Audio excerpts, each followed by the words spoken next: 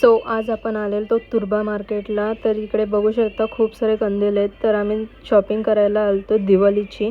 आणि बघू शकते इकडे तोरण वगैरे लागलेलेच आहेत विकायला. तर मम्मी इकडे रांगोळीचं थोडंफार सामान बघत होती. आणि त्या साईडला दुसरे लक्ष्मीचे पावले सुद्धा आहेत. रेडीमेड रांगोळी सुद्धा आहे डायरेक्ट चिपकवायला तुम्हाला पाहिजे असेल तर. आणि चला आपण पुढे सुद्धा बघूयात काय काय आहे अलग. तर इकडे पण कंदीलच आहेत. आणि आज तुर्बा मार्केटला गर्दी खूपच जास्त होती कारण दिवाळी येते. तुम्हाला माहीतच असेल दिवाळी आली की शॉपिंग सर्वांची असतेच. तर इकडे सुद्धा कंदील गन वगैरे सर्व काही विकायला होतं. एका साईडला लाइटिंग होती विकायला. तर चला पुढे जाऊया काय काय आहेत बघूया अजून.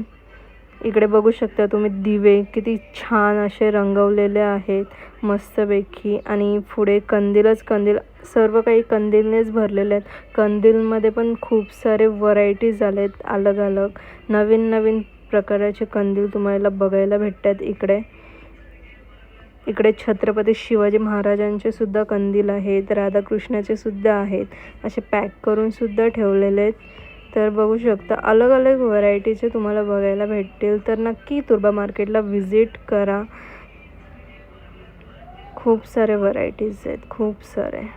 इकडे तुम्ही हॅम्परसुद्धा बनवायला घेऊ शकता. आता भाऊबीज येते जवळ तर त्यासाठीच हॅम्परसुद्धा बनवू शकता.